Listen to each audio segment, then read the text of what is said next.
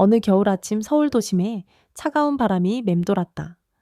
그 바람 속에서 묵묵히 출근을 준비하는 70대 노인이 있었다. 서울 도심은 새벽부터 어둠이 완전히 걷히지 않은 상태였다.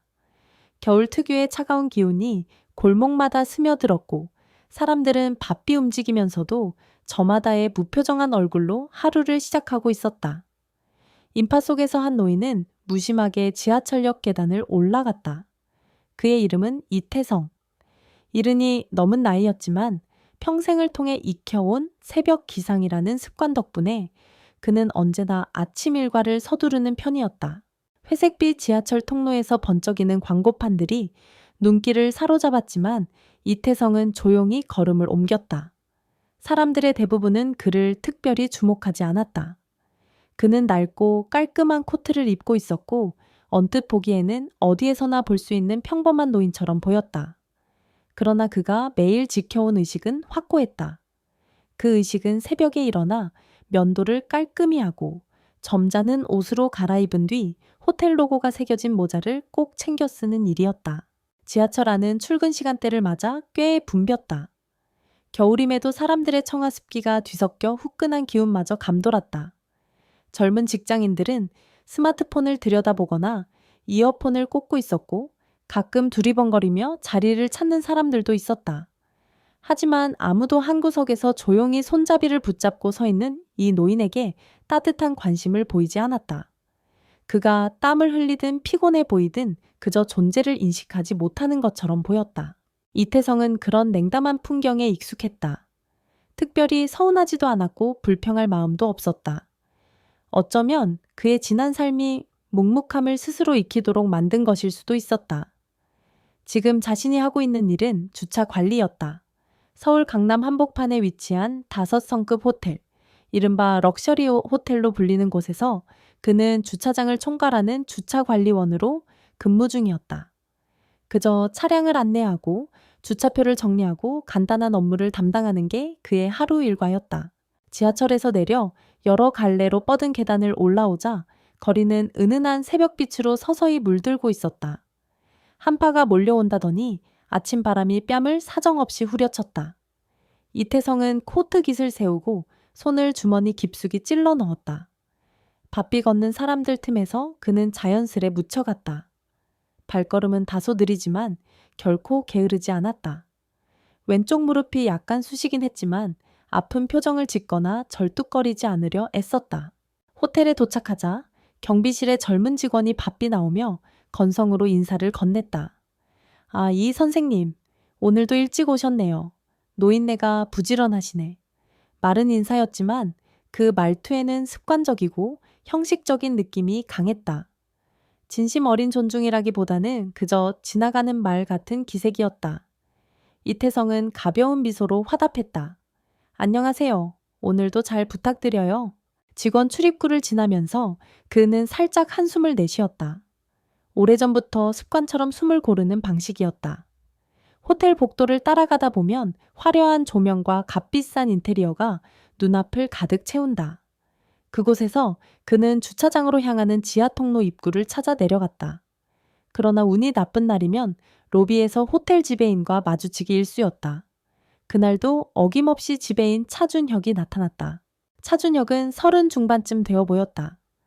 능력 있는 엘리트라는 평가를 받으며 깔끔하게 다듬은 머리와 비싼 양복 차림으로 언제나 호텔 안을 누볐다. 그는 날카로운 인상과 빠른 말투를 지녔는데 매사에 자신감이 넘쳐 흘렀다. 이 선생님 오후에 중요한 손님들이 오니까 차량 쪽 서비스는 각별히 신경 써주세요. 그의 목소리는 분명 호텔 운영을 책임지는 사람으로서의 위엄이 담겨 있었다. 이태성이 무언가를 제안하려고 입술을 움직이자 차준혁은 곧장 말을 덧붙였다. 아, 네. 특별한 건 필요 없습니다. 그냥 평소처럼만 하시면 됩니다. 중요한 차량들은 젊은 직원들에게 맡길 거니 이 선생님은 속도가 느린 편이니까 주차 안내 위주로 해주시면 돼요.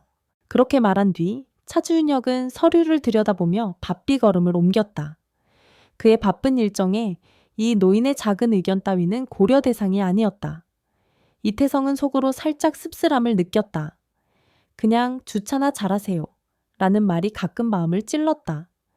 늙었다는 이유로 또 느리다는 이유로 그는 미묘하게나마 무시를 받고 있다는 사실을 부인하기 어려웠다. 직원 휴게실에 들어서니 젊은 주차 요원 몇몇이 삼삼오오 모여 떠들고 있었다. 그들은 이태성이 들어오는 것을 보고도 별 반응이 없었다. 서로 영어를 조금씩 뒤섞어가며 미군 장교들이 호텔에 온다는 이야기를 했고 팁을 많이 받을지도 모른다며 기대에 부푼 표정이었다. 그중 한 명이 툭 내뱉었다. 근데 저기 이 선생님은 언제까지 일하실까? 너무 느리잖아. 손님들도 짜증내더라. 요즘 시대에 노인이 너무 오래 있으면 우리 자리까지 줄어드는 거 아닐까? 그 말에 다른 직원이 작게 웃으며 맞장구 쳤다. 꼰대처럼 옛날 방식만 고집하니 좀 답답하긴 하지. 본인들끼리는 농담 삼아 하는 말이었겠지만 이태성의 가슴에는 아프게 꽂혔다. 그는 신문을 펼쳐든 차에 들리지 않는 척했지만 사실 모든 대화를 또렷하게 듣고 있었다. 말끝마다 느껴지는 경멸 섞인 시선에 그의 마음은 한순간 쓸쓸해졌다. 오전 시간이 흘러 주차장에서 본격적으로 차량 안내를 시작할 때쯤 이태성은 매일의 일과처럼 주차 구획선과 표지판을 직접 점검했다. 이 작업은 누구도 눈여겨보지 않았지만 그는 늘 꼼꼼하게 확인했다. 주차 공간에 줄이 닳지는 않았는지, 안내 표지판 각도는 적절한지, 작은 문제라도 있으면 찾아서 수정했다. 그 누구도 알아주지 않았지만 그는 자신이 맡은 업무에 최선을 다하고 싶었다. 젊은 주임 주차 요원 김민석이 그를 불렀다. 이 선생님 주차표 정리 좀 빨리 해주세요. 손님 기다리게 하면 곤란합니다. 말투가 조금은 날카로웠지만 이태성은 그저 미소 띤 얼굴로 고개를 끄덕였다. 알겠습니다. 금방 끝내겠습니다. 그러나 금방이라는 말이 생각만큼 빠르지 못했다. 나이든 손가락이 서류를 뒤적이고 펜을 쥐는 동작은 점점 느려지는 법이었다. 굳은 살과 관절통이 겹쳐서 고통스럽기도 했지만 그는 내색 없이 묵묵히 서류를 정리했다. 마음 한구석이 왠지 모르게 더 쓰라렸다. 휴게실 구석에 앉아 준비해온 도시락을 먹으면서도 시끄럽게 웃고 떠드는 동료들 무리에 끼지 않았다. 그렇다고 해서 누가 그를 초대해 주는 것도 아니었다. 이런 냉소적인 분위기에 오래 익숙해졌다고 생각했지만 그날따라 마음이 유독 무거웠다. 매서운 겨울 바람뿐 아니라 사람들의 무관심과 은근한 멸시가 비수처럼 그를 찔렀다. 오후가 되자 호텔의 분주한 기운이 감돌았다. 미국 장교단이 단체로 호텔을 찾기로 예고된 날이었기에 레스토랑은 특별 장식을 하고 지배인 차준혁을 비롯해 관련 부서가 모두 뛰어다녔다. 이태성에게 주어진 임무는 주차장 입구에서 평소처럼 차량을 안내하는 일이었다. 이 선생님은 천천히 움직여도 되니까 사고만 나지 않게 주의하세요. 라고 누군가 말했을 때 그는 괜히 가슴속이 시큰했다. 날은 짧아져 어느덧 해가 지려고 했지만 초겨울 바람은 여전히 예리한 칼날 같았다.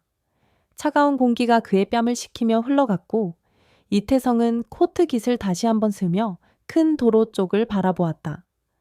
곧 미군 장교들의 고급 세단과 SUV 행렬이 들이닥칠 터였다. 예상대로 고급 차량들이 하나둘 모습을 드러냈다. 검은색, 은색 짙은 남색. 각종 세단과 SUV가 차례대로 주차장 입구로 들어왔고 젊은 주차 요원들은 팁을 노린다는 듯 활발하게 움직이며 친절한 서비스로 차를 맡았다. 그 틈에서 이태성은 그저 조심히 들어오세요라는 말로 차량 흐름을 유도하고 있었다. 그 순간 유독 눈에 띄는 검은색 대형 세단 한 대가 천천히 들어왔다. 차 앞쪽에는 작게 부착된 깃발이 펄럭이고 있었고 군용 번호판에 가까운 형태가 보였다. 뒷좌석에는 별 모양이 새겨진 견장 느낌이 언뜻 스쳐 보였다. 아마도 높은 계급의 장성이 탈 차량 같았다. 다른 직원들도 잠시 긴장한 듯했지만 영어로 인사해야 할 상황을 생각하자 쉽게 나서지 못하고 머뭇거렸다. 그때 이태성이 한 걸음 앞으로 다가갔다. 그는 무의식적으로 자신이 그 차를 맡아야겠다는 생각이 들었다. 안에 누가 탔든 이렇게 주저하는 분위기에서 그래도 자신이 앞장서야 한다고 느꼈다. 차를 안내하겠습니다. 그의 목소리는 평소보다 단호했다. 김민석이 당황스러운 듯 눈살을 찌푸리며 말을 걸었다. 이 선생님 괜찮겠어요. 영어 되시나? 그러나 이태성은 대답하지 않았다. 대신 차가 멈춰 서자 운전석 창문으로 고개를 살짝 숙였다. 그리고 영어로 아주 능숙하게 인사했다. Hello, sir. Welcome to our hotel. I will guide you to the VIP parking zone. 운전병으로 보이는 미군이 의아한 표정을 지으며 창문을 더 내렸다. 그 뒤 뒷좌석 창문도 열렸는데 별 2개짜리 견장을 단 준장급 장교가 앉아 있었다. 그는 곧장 이태성을 바라보았다. 두 사람의 시선이 잠시 엇갈렸다. 준장의 얼굴에 스치는 놀라움, 그리고 뭔가를 떠올리려는 듯한 미묘한 눈빛. 이태성 역시 낯설지 않은 느낌을 받았다. 하지만 확신이 들지 않았다. 이쪽으로 안내하겠습니다. 그는 그렇게 말하며 차를 앞장서서 유도했다. 차가 주차구역에 진입해 멈춰서자 이태성은 조심스레 운전병에게 문을 열어주려 다가갔다. 뒷좌석 문도 열리며 준장이 내렸다. 그런데 준장은 내리자마자 이태성을 뚫어지게 쳐다보았다. 그리고 떨리는 영어로 물었다. Excuse me, are you by any chance? 이태성 소령. 갑작스러운 옛 호칭에 이태성은 심장이 쿵 내려앉는 것 같았다. 20년도 훌쩍 지난 과거의 직급 소령이라는 단어가 그의 귓전을 울렸다. 그는 잠시 말을 잇지 못했고 준장은 더 단호한 눈빛으로 다시 물었다. 한국 해군 특수부대 출신 이태성 소령님, 맞습니까? 어째서 지금 이 시점에서 자신이 잊고 지낸 그 이름을 누군가가 부를까? 이태성은 천천히 숨을 고르고 우물쭈물하다가 고개를 끄덕였다. 그렇습니다만 옛날 이야기입니다. 그 순간 준장의 얼굴이 환하게 밝아졌다. 그리고 그는 다른 미군 장교들이 전혀 예상하지 못했던 행동을 했다. 이 노인 앞에서 엄숙하게 경례를 올린 것이다. 소령님 다시 뵙게 되어 정말 영광입니다. 주변에 있던 젊은 주차 요원들과 호텔 직원들은 그 장면을 보고 얼어붙었다. 김민석은 동료를 툭 치며 낮은 목소리로 속삭였다. 왜 저 미군 장성이 이 선생님한테 경례를 뭐지? 준장은 한 걸음 다가서며 표정을 다시 확인했다. 정말 그분 맞군요. 1987년 태평양 합동훈련에서 그때 신참 장교였던 제임스 테일러입니다. 이태성의 기억 속에도 그 시절의 작전이 슬그머니 떠올랐다. 지금 눈앞에 있는 미군 준장이 분명 그 시절 어느 작전에서 함께 일했던 신참이었던 것 같았다. 그는 천천히 마치 군 시절 버릇이 되살아난 듯 자연스럽게 경례로 답했다. 오랜만이군요. 준장님. 두 사람의 대화를 지켜보던 다른 미군 장교들도 놀라는 기색이 역력했다. 그들 중 일부는 곧장 차에서 내려 이 상황을 살피더니 제임스 준장의 반응을 보고 그대로 줄지어 경례하기 시작했다. 호텔 주차장 한편 노인 주차 관리원에게 미군 장교단이 일제히 경례하는 진기한 광경이 펼쳐졌다. 그 시간 로비 안에서 서류를 들여다보던 차준혁 지배인은 뭔가 심상치 않은 느낌의 창밖을 확인했다가 그대로 걸음을 멈췄다. 저게 무슨 일이야? 그는 믿기지 않는 표정을 지으며 신발을 질질 끌고 밖으로 나왔다. 그리고 막 연차에서 내린 미국 장교들이 이태성에게 경의를 표하는 광경을 직접 목격했다. 제임스 준장은 이내 이태성의 손을 잡고 말했다. 소령님, 제가 오늘 여기 호텔에 온다는 걸 알고 계셨다면 좋았을 텐데 정말 뜻밖의 재회입니다. 주변에서 누군가가 작게 이 선생님이 그런 대단한 분이셨다고 라고 중얼거렸다. 차준혁도 고개를 갸웃거리며 이해하지 못했다. 이분 우리 호텔 주차관리원 이태성 선생님인데요. 차준혁의 질문에 제임스 준장의 눈에 의문이 어렸다. 주차관리원이라니요? 이분은 대한민국 해군 특수부대 전설적인 소령님이십니다. 그 순간 호텔 직원들은 전부 입을 다물고 상황을 지켜봤다. 아무도 이렇게 극적인 반전이 숨어 있을 거라곤 상상도 못했다. 김민석은 믿기지 않는 얼굴로 동료를 바라봤고 몇몇 직원들은 스마트폰을 꺼내 뭔가 검색하기 시작했다. 제임스 준장은 격앙된 목소리로 덧붙였다. 소령님, 혹시 그때의 작전 기억하십니까? 북한 잠수정의 동향을 파악하고 우리가 태평양 중부까지 추적했던 그 미션 말입니다. 당신이 직접 작전 계획을 세웠고 우리 미군도 당신의 지휘에 큰 도움을 받았습니다. 이야기를 듣자 과거의 기억이 천천히 살아났다.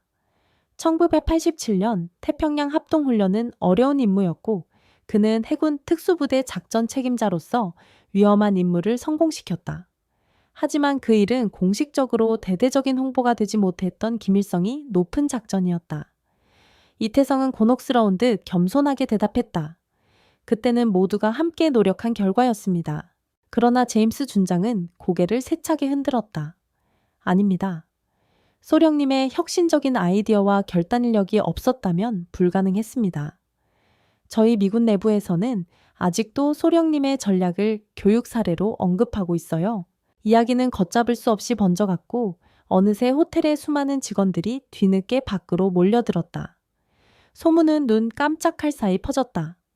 우리 호텔에 계신 그 노인분이 사실은 해군 특수부대 전설이었다더라. 모두가 믿을 수 없다는 듯 웅성거렸다. 결국 차준혁 지배인까지 달려와서 상황을 수습하려 하였다. 미군 장성님 혹시 뭔가 오해가 있는 게 아닌지. 이 선생님은 우리 호텔에서 꽤 오래 근무하신 주차 담당자이시고 그 말에 제임스 준장은 단호하게 고개를 저었다. 오해라니요? 제 눈이 정확합니다. 이분은 이태성 소령님. 저를 포함해 우리 부대 신병들에게 엄청난 가르침을 주셨죠. 명예로운 무공, 훈장을 받으셨다는 이야기도 익히 들었습니다. 이쯤에서 주변인들이 술렁이기 시작했고 특히 김민석과 다른 주차 요원들은 얼굴이 새파래졌다. 늘 늙은이, 느림보라고 무시했던 사람이 사실은 국가의 영웅이었단 말인가. 제임스 준장은 곧장 이태성에게 말했다. 소령님, 부디 우리와 함께 식사 자리에 참석해 주시겠습니까? 우리가 오늘 예약한 만찬에 꼭 참석해 주셔서 옛 이야기도 나누고 싶습니다. 이태성은 당황스러우면서도 묘한 흥분이 가슴 깊은 곳에서 올라오는 걸 느꼈다. 옛군 시절의 기억이 머릿속에서 떠올라 뭉클했다. 그는 잠시 망설였지만 결국 고개를 끄덕였다. 영광입니다. 초대해 주신다면 기꺼이. 그날 밤 호텔 레스토랑 VIP룸은 전혀 예상치 못했던 조합으로 가득 찼다. 미군 준장과 그를 따르는 장교들이 주위에 앉았고 호텔 직원들도 일부 초대되어 긴장된 얼굴로 대기하고 있었다. 그리고 그 중앙에 이태성이 앉아 있었다. 저녁 식사는 시작부터 화기애애했다. 제임스 준장은 와인을 한 모금 머금고 옛 합동훈련 시절 이야기를 풀어놓았다. 소령님이 없었다면 우리는 북한 잠수정 활동을 제대로 포착하지 못했을 겁니다. 한밤중에 기습적으로 적 잠수정을 추적하며 해양 음파 교란 지점을 활용하는 전략은 정말 혁신적이었죠. 다른 장교들도 연신 고개를 끄덕이며 술을 들이켰다. 그들이 영어로 이야기할 때 이태성은 능숙하게 답변을 이어갔다. 당시에는 전력과 정보가 한정적이었으니 조금 다른 접근을 시도할 수밖에 없었지요. 덕분에 많은 이들이 살았습니다. 이야기는 과거 군 작전뿐만 아니라 전반적인 동북아 군사 정세로도 이어졌다. 몇몇 장교들은 최근 북한의 해상 전략이나 잠수함 동향에 대한 이태성의 의견을 궁금해했다. 지금도 감이 그대로이실까요? 소령님. 라며 질문이 쏟아지자 그는 겸손하게 웃으며 담담히 분석을 내놓았다. 표면적으로는 공격적인 태도를 보이지만 사실은 내부 방어 체계를 공고히 하려는 의도가 큽니다. 무력 시위로 보이는 활동이 실제로는 방어 전술 훈련일 때도 많지요. 그 자리에서 통역이 따로 필요 없을 정도로 이태성은 깊이 있는 통찰을 영어로 막힘없이 전했다. 미군 장교들은 일제히 존경과 감탄의 시선을 보냈고 호텔 직원들은 경악에 가까운 표정을 감추지 못했다. 며칠 전만 해도 이 느릿느릿한 노인에게 듣기 거북한 말을 서슴없이 내뱉던 자기들이 부끄럽게 느껴졌다. 만찬이 끝나고 제임스 준장은 심각한 표정으로 입을 열었다. 소령님, 제가 또 하나의 제안을 드리고 싶습니다. 이어지는 그의 말은 놀라웠다. 주한미군 전략 고문단에 합류해 주실 수 있겠습니까? 현재 동북아 정세가 복잡해지고 있는데 소령님 같은 분이 필요합니다. 저희가 드릴 수 있는 대우나 조건은 최상급일 겁니다. 민간 자문관 신분으로 편하게 일하실 수 있도록 하겠습니다. 이태성은 잠시 말을 잇지 못했다. 오래전 해군을 떠난 뒤 그는 한 번도 자신이 다시 군 관련 업무에 복귀할 거라 상상해 본 적이 없었다. 아내의 큰 병치레, 자녀들의 교육비 등으로 인해 안정된 직장을 택해야 했고 그 결과 호텔 주차 관리원으로 자리 잡은 지 이미 수년이 지났다. 그렇지만 미국 측에서 직접 고문단 자리를 제안하다니 꿈인지 현실인지 알 수 없을 만큼 갑작스러웠다. 너무 급작스러운 제안 같네요. 제가 이미 은퇴한 지가 오래라. 제임스 준장은 미소를 띠고 고개를 끄덕였다. 충분히 이해합니다. 시간을 드릴 테니 생각해 보시고 답을 주세요. 하지만 저희로서는 꼭 모시고 싶습니다. 연봉과 조건은 호텔에서 받으시는 급여와 비교가 안 될 겁니다. 실은 그 연봉 이야기를 꺼내지 않아도 이태성의 마음은 이미 어수선했다. 자신의 경험과 지식이 아직 쓸모가 있다면 그것이야말로 보람찬 일일 테니까. 그날 밤이 깊어질 무렵 이태성은 VIP룸을 나서며 작별 인사를 했다. 미군 장교들은 일제히 일어나 경례를 올렸고 그는 오래전에 잊었던 군인의 자세로 가볍게 경례로 화답했다. 이 엄청난 사건이 끝난 뒤 호텔 안에서는 뒤숭숭한 분위기가 이어졌다. 김민석을 비롯한 젊은 직원들은 각자의 휴대폰으로 이태성 소령이나 해군 특수부대 전설을 검색하며 놀라운 기사와 사진들을 발견했다. 여기 사진 좀 봐. 국방부 장관 옆에서 훈장 받았네 진짜. 우리나라 해군 특수전 설립 초기에 깊이 관여한 사람네. 아니 호텔 주차 관리원으로 일하고 있는 분이 어떻게 이런 대단한 경력을. 지배인 차준혁도 식은땀을 흘리며 서류를 뒤적였다. 내가 그동안 얼마나 무례하게 대한 건가? 어쩌지? 그날 호텔 마감 시간까지 모든 직원들은 서로에게 믿을 수 없다는 탄식을 반복했다. 다음날 아침, 평소와 같이 출근을 한 이태성은 호텔에 도착하자마자 달라진 시선을 실감했다. 경비실에 있던 젊은 직원이 먼저 허리를 숙여 인사했고 로비에 있던 다른 직원들도 웃으며 다가왔다. 이 선생님 안녕하세요. 혹시 도움 필요하시면 말씀하세요. 그야말로 하루아침에 태도가 달라진 광경이었다. 그들이 이제야 그를 영웅으로 대하기 시작한 것이다. 하지만 이태성은 그 친절함이 어색하기만 했다. 마음속에는 여러 감정이 뒤섞여 있었다. 바뀐 건 오직 그들이 내 과거를 알게 되었다는 사실뿐인데 이렇게까지 태도가 달라지다니. 주차장으로 내려갔을 때 김민석이 공손하게 다가왔다. 이 선생님 제가 오늘 주차표 정리 대신 해드릴까요? 힘드시면 말씀하세요. 이태성은 허허 웃으며 손살에 쳤다. 고맙지만 괜찮아요. 평소처럼 내가 하겠습니다. 김민석은 머뭇거리다 작게 고개를 숙였다. 사실 어제 알게 됐어요. 선생님이 얼마나 대단한 분인지. 그동안 저희가 너무 몰상식하게 굴었네요. 진심으로 죄송합니다.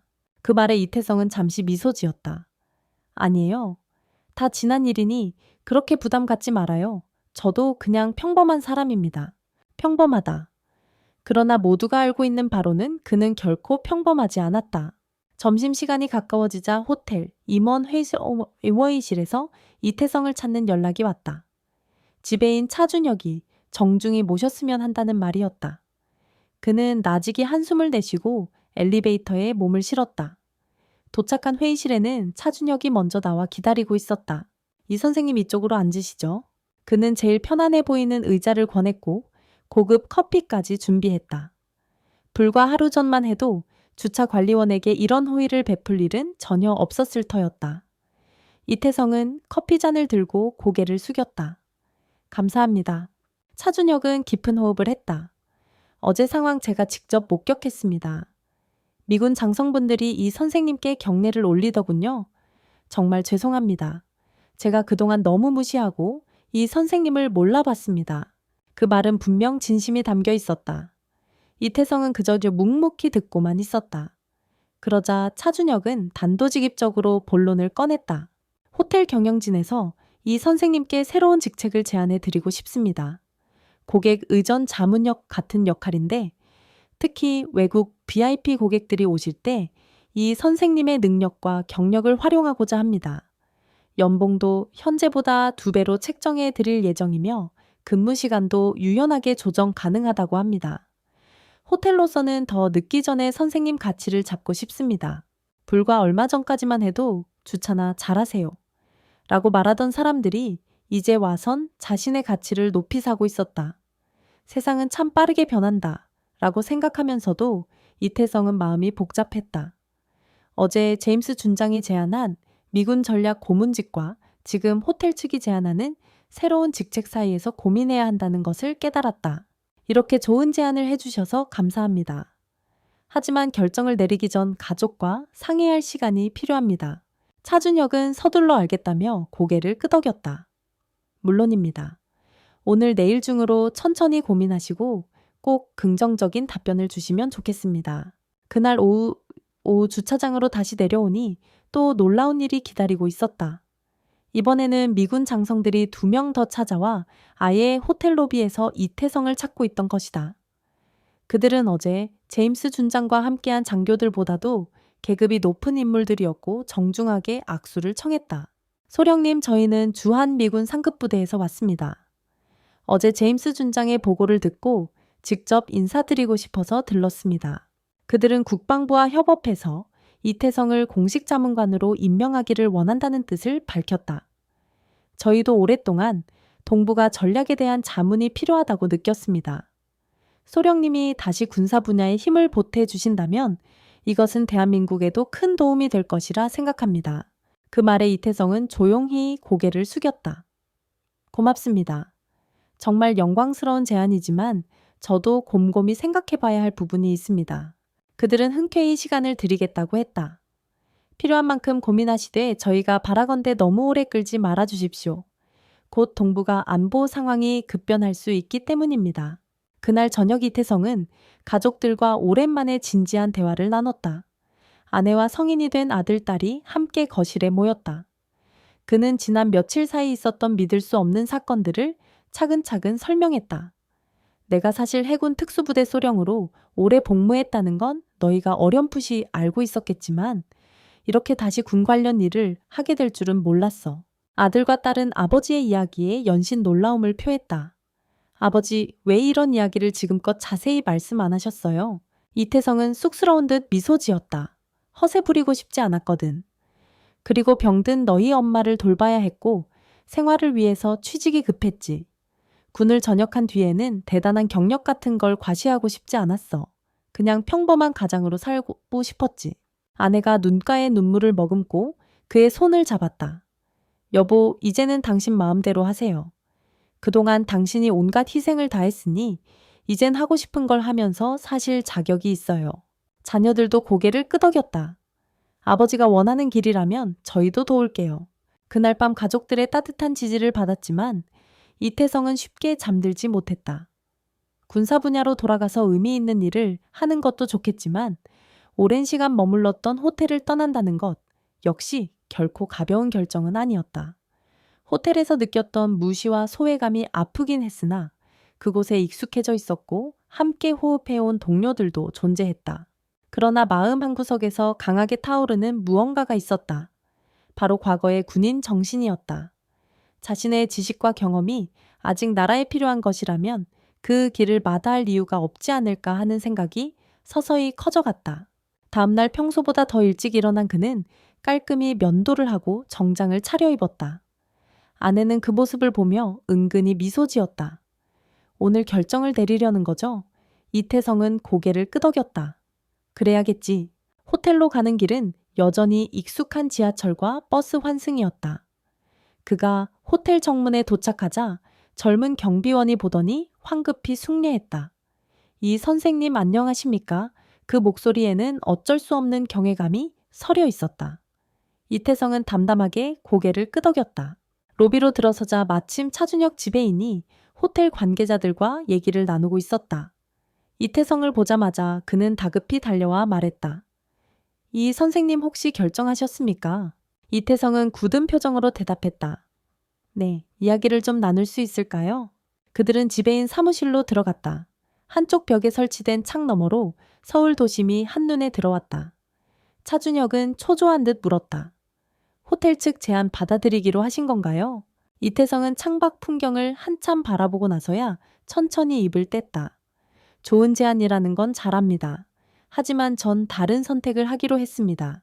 그 말에 차준혁은 눈에 확연한 실망을 드러냈다.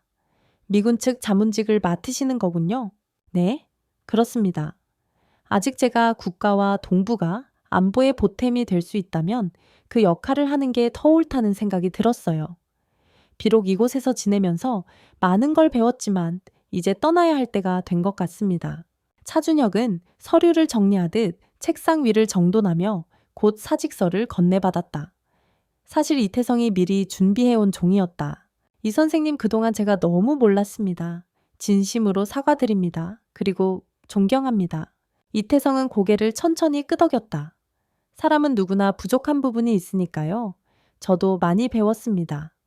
겉모습만 보고 사람을 재단하면 안 된다는 걸 다들 잊지 않으시면 좋겠습니다.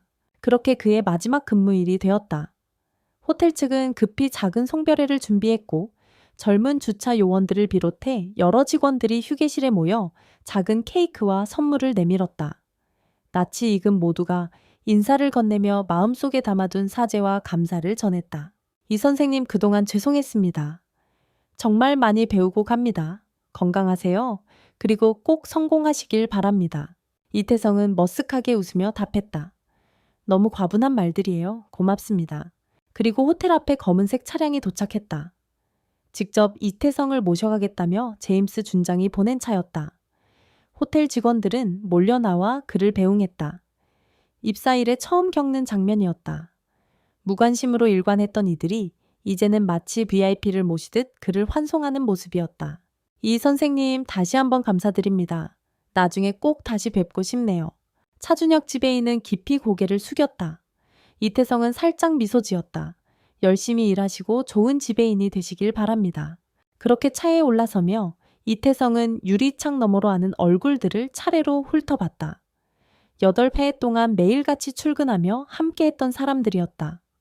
물론 대단한 존중을 받은 적은 거의 없었지만 지금의 이 작별은 이상하리만치 따뜻하게 느껴졌다. 차가 서서히 호텔을 벗어나자 직원들이 모두 손을 흔들었다. 이후 그는 제임스 준장과 함께 국방부로 향했다. 차 안에서 준장은 오랫동안 해군 특수부대에서의 이태성 활약이 아직도 전설처럼 전해지고 있다고 전했다.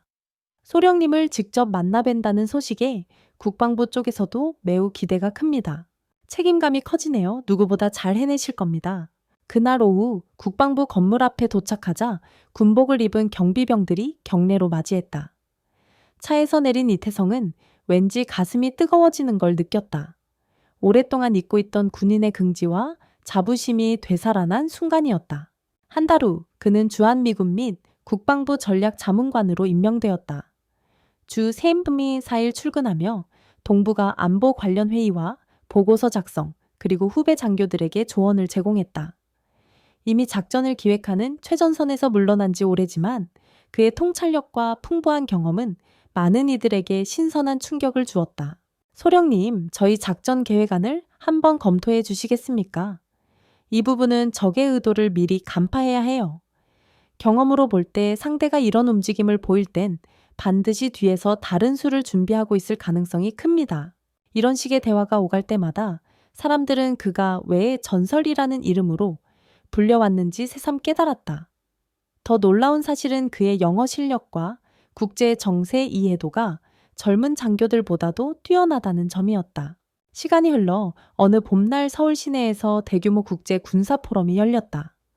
동부가 안보와 협력이라는 주제로 각국의 군 관계자와 민간 전문가가 참석했다.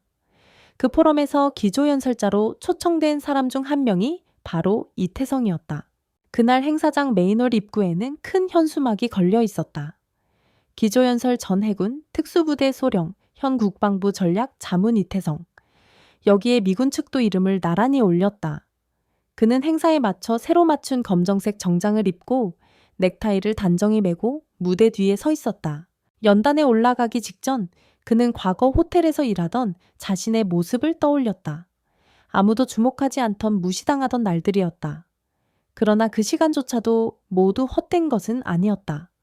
겸손의 가치 사람을 외면하지 않는 태도, 매 순간 주어진 일에 최선을 다하는 자세를 배운 시간이었으니 사회자가 그를 소개했고 큰 박수갈채와 함께 이태성은 무대 위로 걸어나갔다.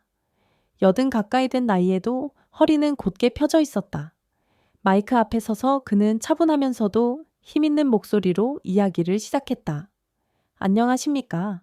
저는 대한민국 해군 특수부대 출신으로 현재 국방부와 주한미군의 전략자문관으로 일하고 있는 이태성이라고 합니다. 홀 안에는 수많은 청중이 자리를 가득 메웠다. 미국, 일본, 여러 아시아 국가와 유럽의 군 관계자들, 그리고 민간 연구원들이 그를 지켜보았다. 그의 눈빛에는 더 이상 주차장에서 느끼던 소외가 아니었다. 분명하고 단단한 자부심이 서려 있었다. 동북아의 평화와 안정을 위해 우리가 어떤 길을 가야 할지 함께 고민할 때라고 생각합니다. 그가 이야기를 이어가는 동안 장내는 숨죽인 듯 고요했다. 때로는 차갑게도 보이는 현실에 대해, 그리고 서로가 이해해야 할 진실에 대해 그는 진솔하게 말하며 군사 전문가 못지않은 통찰과 경험을 펼쳐 보였다. 연설이 끝나자 청중들은 자리에서 일어나 뜨거운 박수를 보냈다. 그 순간 이태성은 늙은 주차 관리원이 아니라 다시 대한민국의 영웅이 되어 있었다. 행사가 끝난 후 진행된 리셉션 자리에서 많은 인사들이 그에게 인사를 건넸다. 각국의 장군대사 학자들이 손을 내밀었고 그는 예의 바르게 악수를 나누었다. 잠시 뒤 그는 아내와 자녀 손자까지 모두 초대한 테이블로 향했다. 가족들은 잔잔한 미소로 그를 맞이했다. 아버지 정말 멋있었어요. 늘 자랑스럽지만 오늘은 특히 더 그러네요. 아들은 진심 어린 칭찬을 건넸고 딸도 눈가에 기쁨을 머금은 채 고개를 끄덕였다. 손자는 할아버지 호텔에서 주차하던 분, 맞아요? 왜 이렇게 사람들이 할아버지한테 몰려들어요? 라며 눈을 반짝였다. 이태성은 손자의 머리를 쓰다듬었다. 그래, 할아버지는 원래 주차장에서도 일했지. 하지만 사람이 할 수 있는 일은 정말 다양하단다. 그 말에 아내가 조용히 웃었다. 당신이 그동안 얼마나 숨겨진 고생을 했는지 오늘 이렇게 보상받는 기분이 들어요. 리셉션장이 붐비는 가운데 제임스 준장이 다가왔다. 그는 오늘 행사에 참석한 주요 인물들과 대화를 끝낸 뒤 다시 이태성과 만났다. 소령님 역시 대단하십니다. 오늘 연설로 많은 분들이 큰 영감을 받으셨습니다. 이태성은 살짝 미소 지었다. 그렇습니까? 나이가 들수록 말주변이 없어지는 듯해서 걱정했는데 다행이네요. 준장은 은은하게 웃었다. 말주변이 없으시긴요. 무엇보다 진심이 담겨 있었습니다. 소령님이 걸어오신 길이 곧 설득력이었고 진정성이었습니다. 그날 밤 이태성은 가족과 함께 한강변을 거닐었다. 밤바람은 여전히 차가웠지만 이전과는 다른 기운이 그를 감싸는 듯했다. 수많은 빌딩들의 불빛이 강물 위로 어지럽게 반사되고 바람에 실린 냄새는 도심의 번잡함을 전하고 있었다. 그런데도 이태성의 마음은 놀랍도록 평온했다. 가끔 문득문득 호텔 주차장에서 당했던 무시가 떠오르기도 했지만 이제는 그것마저도 인생의 한 부분으로 아쉽지 않았다. 오히려 그 시간이 있었기에 자신이 어떤 사람이고 무엇을 위해 살아왔는지를 더 깊이 깨닫게 된 것일 테니까. 손자가 작게 속삭였다. 할아버지, 나도 커서 할아버지처럼 멋진 사람이 되고 싶어요. 이태성은 그를 안아올리며 고개를 끄덕였다. 좋지? 그렇지만 가장 중요한 건 네가 어디서 무엇을 하든 항상 자기 자신을 잃지 않는 거란다.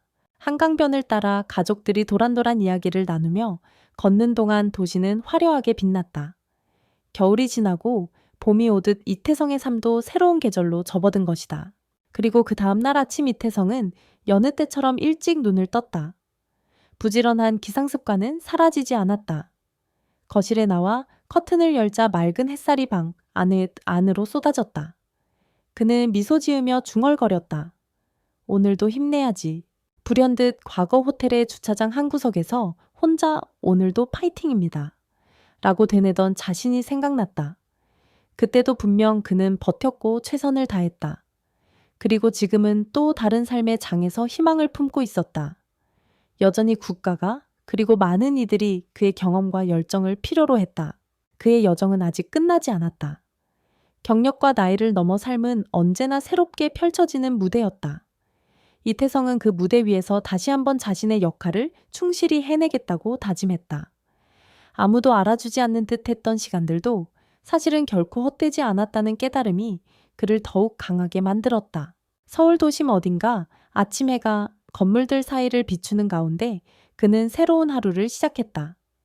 이제는 주차관리원이 아니라 당당히 전략자문관이라는 이름으로 불리지만 그의 마음 한켠에는 여전히 겸손함이 자리하고 있었다. 동시에 과거 해군 특수부대 장교로서의 긍지와 결의도 되살아났다. 오늘도 화이팅입니다. 그 한마디에 담긴 의미가 달라졌다는 건 아무리 시간을 거슬러도 변치 않을 진실이었다. 삶은 결코 한순간으로 결정되지 않는다. 과거의 자랑스러운 기록도 현재의 평범함도 미래의 새로운 기회도 모두 이어져 있었다. 그는 그것을 기쁘게 받아들이며 문을 나섰다. 그리고 두려움 없이 다음 발걸음을 옮겼다.